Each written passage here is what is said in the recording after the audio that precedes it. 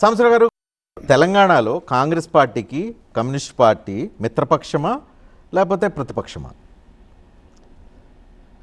అంటే election orientation చూసినప్పుడు మాత్రం మిత్రపక్షం, కానీ ప్రజా సమస్యల పట్ల మాత్రం మేము ఖచ్చితంగా అర్థం కాల. మీకు కమ్యూనిజం టైప్లో ఉంది, నాకు అర్థం కావట్లా. ఇప్పుడు నేను డైరెక్ట్గా అడుగుతున్నా, కాంగ్రెస్ పార్టీకి కమ్యూనిస్ట్ పార్టీ మిత్రపక్షమా ప్రతిపక్షమా?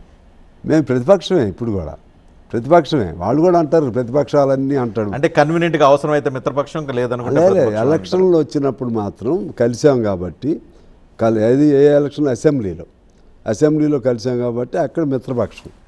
మొన్న జరిగిన లోకల్ బాడీస్ ఉన్నాయి, లోకల్ బాడీస్లో ఎక్కడో ఒకటి రెండు చోట తప్పితే పొత్తులు కలవలేదు. ఎలక్షన్స్ అయిపోయిన తర్వాత మీ సీటు మీరు గెలిచిన తర్వాత వాళ్ళ అధికారంలోకి వచ్చేసిన తర్వాత ఇక పొత్తు ధర్మం పాటించాల్సిన అవసరం లేదని చెప్పి మీరు అనుకుంటూ ఉన్నారు? మేము అనుకోవట్లా, వాళ్ళు అనుకుంటున్నారేమో అని మాకు అనుమానం. సో వాళ్ళ దగ్గర నుంచి క్లారిటీ రాలేదా? వాళ్ళు అనుకుంటున్నారేమో అని. ఎందుకంటే అంటే వాళ్ళు ఎలక్షన్స్ అయిపోయిన తర్వాత కమ్యూనిస్ట్ పార్టీని డిచ్చి కొట్టారా, సైడ్కి నెట్టేశారా? ఒక రేవంత్ రెడ్డి గారు మాత్రం ఆయన మమ్మల్ని గౌరవంగా చూస్తున్నాడు, మంత్రులు విడివిడిగా కూడా ఉంటున్నారు. కానీ యాజ్ ఏ హోల్ వచ్చినప్పుడు మాకు మిత్రధర్మం పాటించాలంటే ఏం చేయాలి? నామినేటెడ్ పోస్టులు ఏమైనా ఉంటే మాకు ఇవ్వాలి. కొన్ని అయినా పంచాయతీల్లో పొత్తులు మాకు పదవుల పంచాయతీనా? అది భాగం, it is the part of democracy అండి. నీకు ఎందుకు? సో మీకు నామినేటెడ్ పోస్టులు మీ షేర్ మీకు ఇవ్వట్లేదు కాబట్టి మీరు వాళ్ళు మిత్రపక్షంగా డౌట్ వస్తుంది. ఆ యాంగిల్ సో పదవుల కోసం మీరు కక్కుర్తి పడుతున్నారని మీకు అనిపించడం లేదా? పదవులు కక్కుర్తి ఎందుకు అవుతుంది? అసలు నీకు సిస్టమే, నీకు మిత్రపక్షం అనేది ఎక్కడొచ్చింది? మిత్రపక్షం అంటే సిద్ధాంతపరంగా మిత్రులు మేము, వాళ్ళ సిద్ధాంతం వేరు, మా సిద్ధాంతం వేరు. మిత్రులు అనేది ఎక్కడంటే ఎన్నికల ఆస్పెక్ట్, దానిలో పదవులు పంపిణీ కాదు.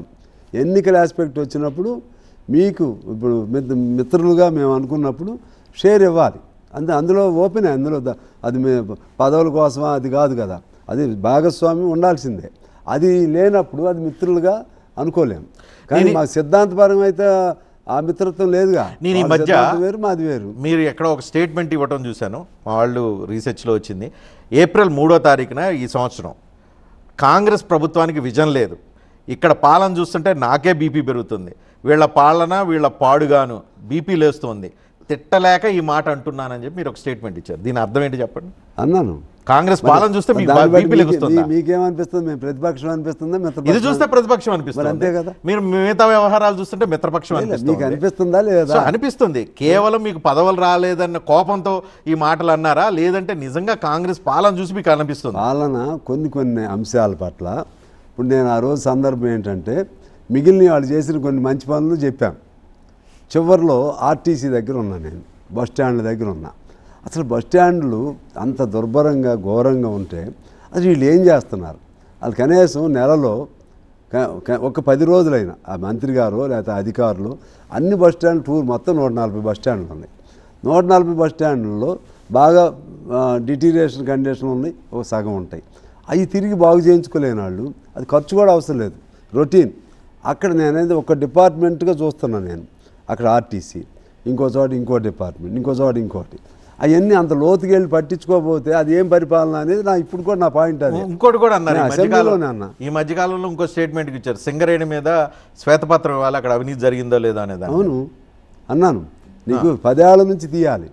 ఇప్పుడు వీళ్ళు 2.5 ఏళ్ళు అయింది. అప్పుడు సింగరేణికి సంబంధించి నష్టాలు ఎందుకు వస్తున్నాయి, దాన్ని ఎందుకు క్లోజ్ చేయకూడదు, లేకపోతే కార్మికులను తగ్గించాలని నెపం పెట్టి దీనికి నష్టాలు వస్తున్నాయి అంటున్నారు మొన్న మా మీటింగ్లో. నేనేమన్నానంటే, నష్టాలు దేని వలన వస్తున్నాయి? కార్మికుల వలన వస్తున్నాయా, లేకపోతే ఇందులో కుంభకోణాలు ఏమైనా జరిగినాయా? ఒక పెద్ద మంచి ఆఫీసులు మార్చేసేసారు. అతను ఉంటే నీకు 4-5 వేల కోట్లు ఉండేది. మేమేమన్నామంటే, అంతకుముందు 10 ఏళ్ల కాలం చాలా జరిగింది. అసెంబ్లీలో చాలా సార్లు దాన్ని ప్రస్తావన చేశా. ఎక్కడెక్కడ ఎంత కుంభకోణం జరిగింది బయటికి తీయండి, ఈ కొత్త ప్రభుత్వం మీరు బయటికి తీయండి, వాళ్ళ మీద యాక్షన్ తీసుకోండి అని. వీళ్ళు చేయలేదు, బయట తీయలే యాక్షన్. పాత ప్రభుత్వం లెక్కలు బయట తీయమన్నారా, ఇప్పుడున్న ప్రభుత్వం లెక్కలు బయట తీయమన్నారా? అది పాతది, ఇప్పుడుది కూడా కలిపి. అంటే ఇప్పుడున్న వాళ్ళ మీద కూడా డౌట్లు ఉన్నాయా మీకు? ఉంటాయి కదా.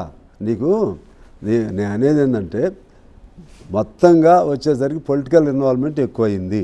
ఇప్పుడు కూడా political involvement, it is open. దేంట్లో? అన్నిట్లో. నీకు వాళ్ళని నడుచుకోనిట్లేదు. నేను మన మీటింగ్లో చెప్పా, కోల్బెల్ట్ ఎమ్మెల్యేలు దానిలోనే వాళ్ళని దబాయిస్తున్నారు అధికారులని. దబాయిస్తుంటే అసలు వాళ్ళు సొంతంగా నడుపుకొని ఇస్తున్నారా? ఒకప్పుడు సింగరేణి అంటే అక్కడ కరప్షన్ లేని మచ్చలేని ఉండేది. మిగిలిన గవర్నమెంట్ ఆఫీసులు ఏదున్నా ఇక్కడ మచ్చలేని పరిస్థితి ఉండేది. ఇవాళ ఎవడు తెలవట్లేదు. ఎవరికి డిప్యూటీ సీఎం బట్టిని అనుమానిస్తున్నారు. నేను బట్టి అన్ని అట్లా వ్యక్తిగత పోనీ మీ జిల్లా మంత్రి పొంగులేటిని అనుమానిస్తున్నారు. నేను వ్యక్తిగత ఎవరి పేరు చెప్పను. పోనీ సీనియర్ మోస్ట్ నాయకుడు తుమ్మల నాగేశ్వరరావు అనుమానిస్తున్నారు. నేను అసలు వీళ్ళ పేర్లు చెప్పను. సిస్టమ్ మాత్రం ఇప్పుడు కూడా బాగాలేదు, అంతమేర కరెక్ట్. అంటే ఎంటైర్ స్టేట్ లో ఉన్న పరిపాలన సిస్టమ్ బాగాలేదంటారా? సింగరేణి అడిగారు కాబట్టి సింగరేణి బాగాలేదు అంశాల వారిగా మాట్లాడతాయి ఇప్పుడు కూడా. ఓకే.